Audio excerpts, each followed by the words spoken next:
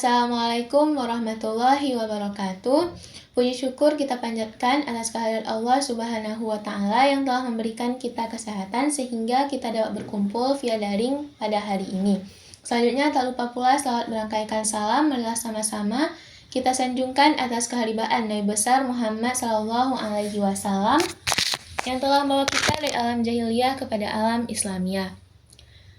Yang kami hormati Bapak Profesor Dr. Renat Insinyur Rinaldi Idrus SSI yang merupakan dosen mata kuliah analisa farmasi. Baiklah, kami dari kelompok 9 ingin mempresentasikan hasil kerja kelompok kami mengenai detektor GC dan HPLC. Sebelumnya saya ingin memperkenalkan anggota kelompok terlebih dahulu, di mana ada saya sendiri, Niswa Syakira, dan teman saya, Farah Nibras. Langsung saja kita mulai presentasinya. Pertama, di sini menampilkan outline dari PPT ini, yaitu di sini kami ada menjelaskan mengenai kromatografi, gas kromatografi, kemudian detektor gas kromatografi, HPLC, detektor HPLC, selanjutnya ada aplikasi GC dan HPLC di bidang farmasi, dan yang terakhir ada kesimpulan. Baiklah, saya akan menjelaskan mengenai kromatografi. Jadi, kromatografi merupakan metode pemisahan untuk campuran bahan kimia atau analit yang didasarkan pada variasi pergerakan atau distribusi setiap komponen dalam campuran saat berada pada fase diam di bawah pengaruh fase gerak. Kromatografi ini mempunyai jenis-jenisnya, dapat dikelompokkan berdasarkan fase gerak. Ada kromatografi cair, kromatografi gas, kromatografi adsorpsi, dan kromatografi partisi. Berdasarkan mekanismenya, kromatografi terbagi menjadi dua, yaitu kromatografi pertukaran ion dan kromatografi gel. Kemudian berdasarkan fase diamnya, kromatografi terbagi menjadi tiga, yaitu kromatografi kolom, kromatografi lapis tipis, dan kromatografi kertas. Selanjutnya, gas kromatografi. Gas kromatografi merupakan sebuah teknik analisis yang digunakan untuk memisahkan serta mengidentifikasi senyawa organik yang mudah menguap dalam suatu campuran. Teknik analisis ini memanfaatkan fase gerak berupa gas untuk memisahkan komponen-komponen campuran berdasarkan sifat-sifat fisik dan kimia campuran tersebut. Fungsi utama dari kromatografi gas ini adalah untuk pemisahan, identifikasi, dan pengukuran kuantitatif komponen dalam campuran tersebut.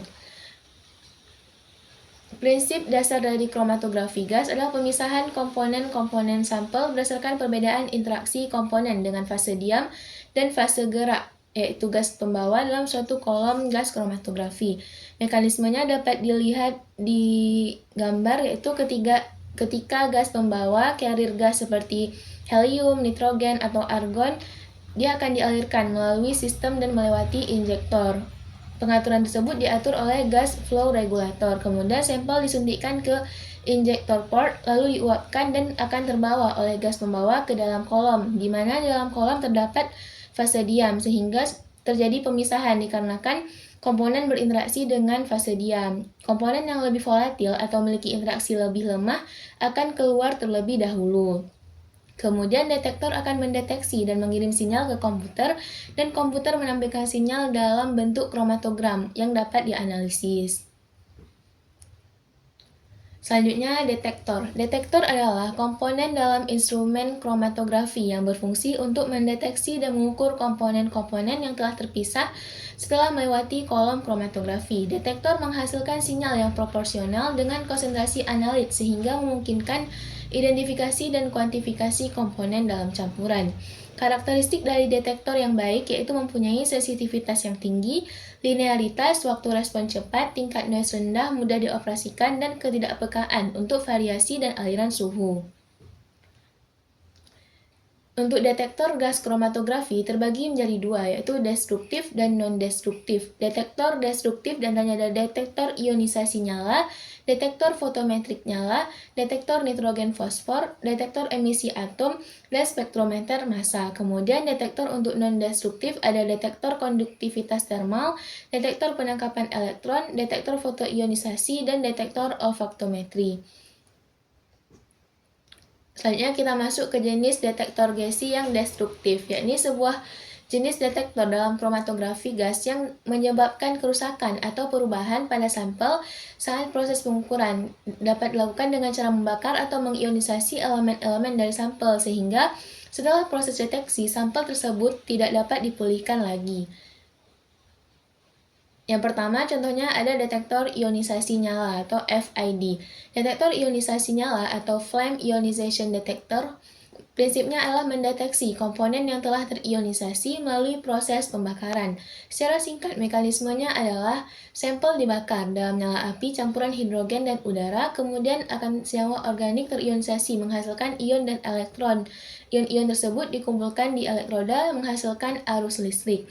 Arus listrik kemudian dikonversi menjadi sinyal yang proporsional dengan konsentrasi karbon dan dalam sampel.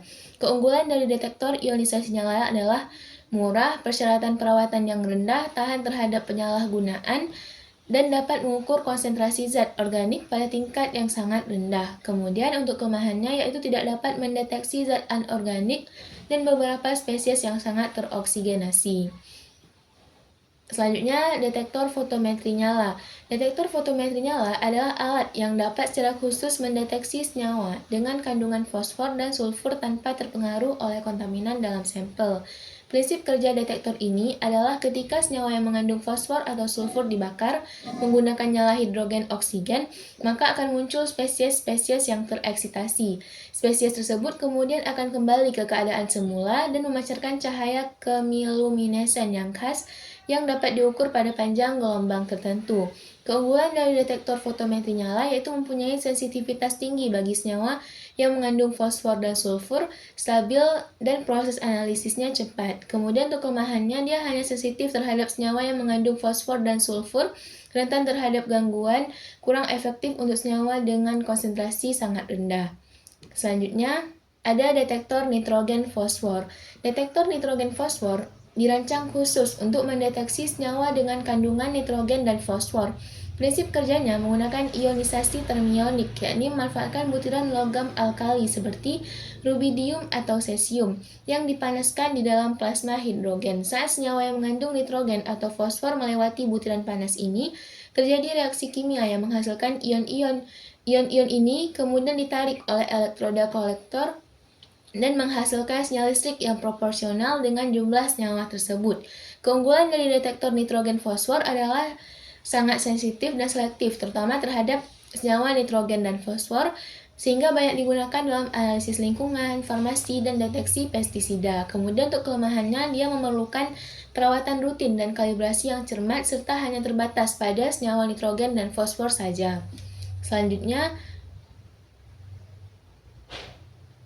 ada detektor emisi atom. Detektor emisi atom bekerja dengan cara memanfaatkan pancaran cahaya dari atom-atom unsur yang telah mengalami eksitasi. Mekanismenya yaitu sampel yang telah dipisahkan oleh kolom kromatografi akan diubah menjadi atom-atom gas. Kemudian atom-atom ini diberi energi melalui plasma, misalnya plasma helium, yang dibangkitkan oleh gelombang mikro. Akibatnya, atom-atom tersebut memancarkan cahaya dengan panjang gelombang unik untuk setiap unsurnya. Cahaya yang terpancar ini kemudian dideteksi dan diukur untuk mengidentifikasi serta menentukan banyaknya unsur yang ada dalam sampel. Keunggulan dari detektor emisi atom adalah dapat mendeteksi multi-unsur kecuali helium, sensitivitas tinggi dan spesifik, analisis kualitatif dan kuantitatif, dan prosesnya yang cepat dan efisien. Kelemahannya yaitu mahal, memerlukan perawatan rutin dan kalibrasi khusus, serta pengoperasian yang kompleks dan rumit. Selanjutnya, ada spektrometer massa. Spektrometer massa adalah instrumen yang berfungsi untuk mendeteksi ion-ion yang telah dipilih berdasarkan perbandingan antara massa dan muatannya. Setelah ion-ion dari sampel terbentuk dan dipisahkan oleh alat analisis massa, instrumen ini mengukur intensitas ion yang mencapai detektor, lalu mengubahnya menjadi sinyal elektrik yang kemudian direpresentasikan sebagai spektrum massa. Secara garis besar, instrumen ini tersusun atas 3 komponen utama, yaitu sumber ionisasi, analisis massa, serta sistem deteksi ion. Keunggulan dari spektrometer massa, dia mempunyai sensitivitas dan presisi yang tinggi, dapat digunakan untuk analisis kualitatif dan kuantitatif, selektivitas tinggi dan informasi struktur, kemudian prosesnya yang cepat dan efisien. Kelemahannya yaitu biaya dan kompleksitas alat, keterbatasan pada sampel tertentu, memerlukan personel terlatih, serta tidak dapat mendeteksi partikel yang netral. Baiklah, penjelasan selanjutnya tentang detektor non-destruktif akan dijelaskan oleh teman saya. Selanjutnya ada detektor non-destruktif. Detektor non-destruktif sendiri dalam kromatografi gas atau GC adalah perangkat yang mendeteksi senyawa terpisah tanpa mengubahnya, sehingga analit dapat dipulihkan setelah analisis. Pertama ada konduktivitas termal. Detektor konduktivitas termal atau TCD adalah detektor universal untuk kromatografi gas yang merespon hampir semua senyawa, kecuali gas pembawanya. Detektor konduktivitas termal mengukur perubahan konduktivitas termal antara gas pembawa dan komponen terelusi, yaitu sampel, sebagai sinyal untuk mendeteksi senyawa dalam suatu analit. Keunggulannya adalah sifatnya yang universal, stabil, dan tahan lama, serta tidak merusak sampel, sederhana, dan mudah dirawat. Sedangkan kelemahannya adalah sensitivitasnya yang relatif rendah, kurang selektif dibandingkan detektor lain, dan sulit mendeteksi senyawa dengan konsentrasi yang rendah. Selanjutnya ada detektor penangkapan elektron. Detektor penangkapan elektron merupakan salah satu jenis detektor yang biasanya digunakan dalam GC, terutama untuk mendeteksi senyawa yang mengandung halogen, nitro, dan senyawa organik elektrofilik lainnya. Detektor penangkapan elektron mendeteksi molekul dalam gas dengan menempelkan elektron ke molekul analit dan mengukur perubahan arus dalam ruang detektor yang sebanding dengan konsentrasi analit. Keunggulannya adalah sangat sensitif, selektivitas yang tinggi, dan kualitatif. Sedangkan kelemahannya adalah tidak universal, menggunakan sumber radioaktif, tidak cocok untuk senyawa dengan jumlah besar, dan perlu pengendalian suhu dan gas yang ketat. Selanjutnya ada detektor fotoionisasi. Detektor ini dengan menggunakan detektor fotoionisasi, gas dapat diukur secara instan.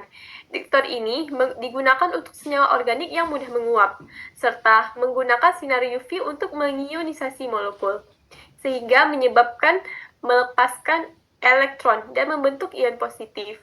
Hal tersebut berubah menjadi pembacaan meter bagian per juta saat elektroda mengumpulkan ion-ion tersebut. Keunggulannya adalah sangat sensitif, sangat selektif untuk senyawa aromatik tidak jenuh, dan responnya juga sangat cepat. Sedangkan kelemahannya adalah tidak universal dan tidak efektif untuk senyawa dengan energi ionisasi tinggi. Lampu UV juga bisa sus. Selanjutnya sensitivitasnya juga tergantung pada jenis lampu UV yang digunakan. Dan yang terakhir ada detektor olfaktometri. Detektor olfaktometri adalah sebuah alat yang digunakan untuk mendeteksi dan mengukur intensitas bau. Alat ini bekerja dengan cara memasukkan gas-gas berbau ke dalam hidung manusia dalam konsentrasi yang terkontrol untuk mengukur efek bau tersebut pada indera penciuman. Keunggulannya adalah sangat sensitif secara sensori dan juga mengungkap kontribusi aroma secara nyata. Sedangkan kelemahannya adalah bersifat subjektif, cepat lelah, dan tidak kuantitatif secara langsung, serta susah diotomatisasi sehingga membutuhkan peran manusia. Selanjutnya, saya akan menjelaskan tentang HPLC. HPLC sendiri merupakan singkatan dari High Performance Liquid Chromatography. Untuk pengertian HPLC, yaitu teknik analisis kimia yang digunakan untuk memisahkan, mengenal, dan mengukur komposisi komponen dalam campuran larutan dengan menggunakan tekanan tinggi.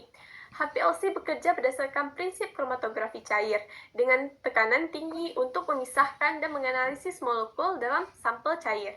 Fungsinya adalah untuk analisis kandungan bahan aktif dalam obat-obatan, pemisahan dan identifikasi senyawa aktif dalam berbagai sampel, pengujian kualitas dan keamanan produk makanan dan minuman, analisis komponen biokimia serta sampel klinis. HPLC bekerja berdasarkan prinsip pemisahan melalui adsorpsi. Kemudian untuk mekanisme kerjanya adalah campuran yang mengandung senyawa yang ingin dipisahkan akan dimasukkan ke dalam kolom. Setiap komponen bergerak dengan kecepatan yang berbeda-beda tergantung pada seberapa kuat setiap senyawa terikat pada fase stasionernya. Kemudian senyawa akan lebih kuat berikatan pada fase stasioner dan akan bergerak lebih lambat. Sedangkan yang memiliki ikatan lebih lemah akan bergerak lebih cepat. Karena tidak ada dua senyawa yang memiliki kekuatan ikatan yang sama terhadap fase stasioner. Komponen-komponen tersebut akan terpisah. Selanjutnya, pada detektor pada HPLC terbagi menjadi 8. Pertama ada detektor UV vis, kemudian ada detektor fluoresensi, detektor konduktivitas, detektor ELSD, detektor ECD atau electrochemical detector, kemudian detektor indeks bias, optical rotation detector, dan detektor spektroskopi massa. Pertama ada detektor UV vis. Detektor UV vis merupakan salah satu detektor yang paling umum digunakan dalam HPLC, dikarenakan banyak senyawa organik menyerap cahaya di wilayah UV dan visible. Detektor HPLC UV vis bekerja berdasarkan absorpsi cahaya oleh molekul dalam sampel yang dianalisis. Keunggulannya adalah sensitivitasnya yang baik, cocok untuk senyawa organik, dan dapat digunakan untuk kualitatif dan identifikasi. Sedangkan kelemahannya adalah tidak dapat mendeteksi senyawa non-kromofor. Responnya juga tergantung pada struktur senyawa. Detektor UV vis terbagi menjadi 3. Pertama ada detektor panjang gelombang tetap, yaitu detektor yang hanya bekerja pada satu panjang gelombang. Kemudian ada detektor panjang gelombang variabel. Panjang gelombangnya dapat disetel sesuai dengan kebutuhan. Dan yang ketiga ada diode array detector. DAD dapat merekam spektrum penuh UV dan visible secara simultan, berguna untuk identifikasi senyawa berdasarkan spektrum serapan. Selanjutnya ada detektor fluoresensi. Detektor fluoresensi adalah perangkat yang digunakan untuk mendeteksi senyawa yang menghasilkan fluoresensi, yaitu cahaya yang dipancarkan setelah penyerapan cahaya lain. Senyawa dalam eluen disinari dengan sinar UV atau visible pada panjang gelombang tertentu. Senyawa yang berfluoresensi akan menyerap energi dan memancarkan cahaya pada panjang gelombang yang lebih panjang. Detektor mengukur intensitas cahaya fluoresens yang dipancarkan. Keunggulannya yang pertama sangat selektif dan sensitif. Kemudian juga dapat mendeteksi senyawa dengan konsentrasi rendah. Sedangkan kelemahannya adalah tidak universal, biaya alat yang mahal dan perlu kalibrasi panjang gelombang eksitasi. Kemudian juga kadang butuh derivatisasi kimia untuk membuat senyawa fluoresensi. Selanjutnya ada detektor konduktivitas. Detektor konduktivitas adalah detektor yang mengukur perubahan konduktivitas listrik yang terjadi akibat adanya ion dalam fase bergerak atau mobile phase selama proses kromatografi. Detektor ini sangat berguna untuk menganalisis dan mengidentifikasi senyawa bermuatan atau ion dalam sampel. Keunggulannya adalah sangat sensitif dan kemudian juga memiliki kemampuan untuk menganalisis senyawa bermuatan. Sedangkan kelemahannya adalah tidak universal dan perlu pemilihan eluen yang tepat. Kemudian ada detektor ELSD atau Evaporative Light Scattering Detector. Detektor ELSD merupakan detektor yang bersifat universal berbasis massa yang digunakan dalam kromatografi cair atau HPLC untuk mendeteksi suatu senyawa yang tidak mudah menguap atau memiliki sedikit kromofor UV. ELSD adalah detektor HPLC yang bekerja dengan menguapkan pelarut fase gerak lalu mendeteksi hamburan cahaya dari partikel analit yang tersisa. Keunggulannya yang pertama dapat mendeteksi senyawa yang tidak memiliki gugus kromofor. Kemudian responnya yang mendekati universal untuk senyawa non-volatil. Sedangkan kelemahannya adalah kurang sensitif dibandingkan dengan detektor UV vis atau fluoresensi, dan juga tidak cocok untuk senyawa yang mudah menguap. Selanjutnya akan dilanjutkan oleh teman saya. Selanjutnya ada electrochemical detector. Electrochemical detector adalah detektor yang digunakan untuk mendeteksi senyawa yang dapat mengalami oksidasi atau reduksi elektrokimia. Prinsip kerjanya berdasarkan pengukuran arus listrik yang dihasilkan dari reaksi oksidasi atau reduksi elektrokimia senyawa yang terelusi dari kolom kromatografi. Setelah sampel dipisahkan dalam kolom HPLC, komponen-komponennya melewati sel deteksi yang berisi elektroda. Senyawa elektroaktif yang mampu mengalami reaksi elektrokimia pada elektroda tersebut akan mentransfer elektron, sehingga menghasilkan arus listrik yang proporsional dengan konsentrasi senyawa tersebut. Keunggulan electrochemical detector yaitu dia mampu mendeteksi senyawa dalam konsentrasi yang sangat rendah, sensitivitas dan selektivitas yang tinggi terhadap senyawa elektroaktif, perawatan dan penggantian elektroda mudah. Kemudian kelemahannya terbatas pada senyawa elektroaktif, potensi interferensi dari senyawa lain, dan memerlukan kondisi operasi khusus. Selanjutnya, ada detektor indeks bias. Detektor indeks bias adalah perangkat yang berfungsi untuk mengidentifikasi keberadaan suatu zat dalam larutan atau campuran dengan cara mengukur perubahan indeks bias cahaya yang terjadi akibat zat tersebut. Pada HPLC, detektor indeks bias beroperasi dengan mekanisme sebagai berikut. Saat larutan sampel mengalir melalui sel detektor, perbedaan indeks bias antara larutan dan fase gerak menyebabkan cahaya melewati sel tersebut mengalami pembiasan. Kemudian detektor ini mengukur perubahan sudut pembiasan cahaya menggunakan hukum Snell, yang selanjutnya diubah menjadi sinyal listrik sebagai respon terhadap keberadaan senyawa dalam larutan. Keunggulan detektor indeks bias adalah mampu mendeteksi semua senyawa yang menunjukkan perbedaan indeks bias dari fase gerak, sehingga dikenal sebagai detektor universal. Kemudian kelemahannya kurang selektif dan sensitif dibandingkan dengan detektor lain, sangat dipengaruhi oleh fluktuasi suhu dan perubahan tekanan, dan membutuhkan pemisahan kolom yang memadai. Selanjutnya ada optical rotation detector, yaitu detektor khusus yang digunakan dalam HPLC untuk mendeteksi senyawa optik aktif atau senyawa kiral. Prinsip kerjanya menggunakan cahaya terpolarisasi bidang datar yang melewati larutan sampel. Senyawa kiral akan memutar bidang polarisasi cahaya ini dengan sudut tertentu. Besarnya sudut rotasi yang terukur berbanding lurus dengan konsentrasi dan sifat optik senyawa tersebut. Dengan demikian, detektor ini dapat membedakan dan mengukur enantiomer yang tidak dapat dibedakan oleh detektor UV biasa, terutama untuk senyawa tanpa penyerapan UV. Keunggulan optical rotation detector yaitu dia mampu mendeteksi dan membedakan enantiomer D dan L secara langsung dan memberikan informasi spesifik tentang aktivitas optik dari suatu senyawa. Kelemahannya memerlukan volume sampel besar, tidak cocok untuk sampel campuran kompleks, dan rentan terhadap gangguan. Selanjutnya ada detektor spektroskopi massa. Identifikasi detektor ini didasarkan pada rasio massa terhadap muatan ion yang dihasilkan dari molekul sampel. Setelah melewati kolom HPLC, komponen-komponen sampel mengalami ionisasi, seringkali menggunakan metode electrospray ionization (ESI). Ion-ion yang terbentuk kemudian dipisahkan dan dianalisis lebih lanjut oleh spektrometer massa. Hasil akhirnya adalah spektrum massa yang menyediakan informasi detail mengenai berat molekul, struktur, dan identitas senyawa yang sedang diinvestigasi. Keunggulan detektor spektroskopi massa mempunyai sensitivitas yang sangat tinggi hingga level pikogram, kemampuan identitas spesifik, dan dapat digunakan untuk analisis kualitatif dan kuantitatif dengan kemampuan yang sangat baik. Kemudian kelemahannya mahal, kompleksitas operasi, tidak mendeteksi molekul netral, dan membutuhkan perlakuan khusus saat persiapan sampel dan kondisi analisis. Selanjutnya akan dijelaskan oleh teman saya. Selanjutnya, saya akan menjelaskan tentang aplikasi gizi dan HPLC di bidang farmasi.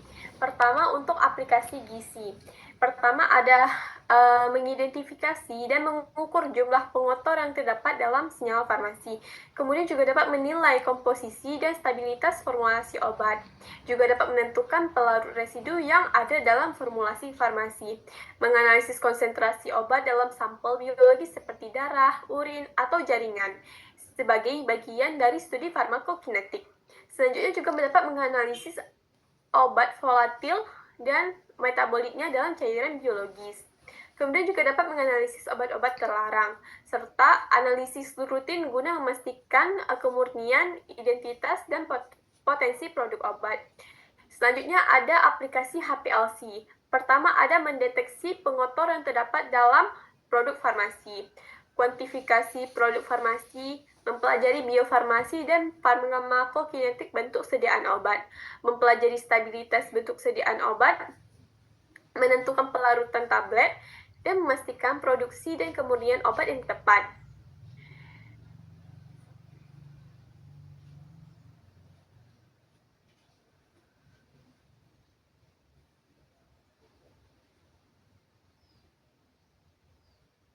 Selanjutnya, kesimpulan yang dapat diperoleh adalah HPLC menggunakan fase cair sebagai pelarut dan cocok untuk analisis senyawa yang tidak mudah menguap dan sensitif terhadap panas. Gizi menggunakan fase gas sebagai pembawa dan efektif untuk senyawa yang mudah menguap dan stabil pada suhu tinggi. HPLC dapat menganalisis senyawa yang tidak mudah menguap dan sensitif terhadap panas, serta cocok untuk sampel yang kompleks. Sedangkan gizi memberikan pemisahan yang baik untuk senyawa yang mudah menguap dengan sensitivitas yang tinggi dan waktu analisis yang cepat. Berikut adalah daftar pustaka yang telah kami gunakan. Untuk teman-teman yang memiliki pertanyaan, dapat memberikan pertanyaan pada kolom komentar. Demikian presentasi yang dapat kami sampaikan. Kami mohon maaf jika terjadi kesalahan. Kami akhiri dengan wassalamualaikum warahmatullahi wabarakatuh.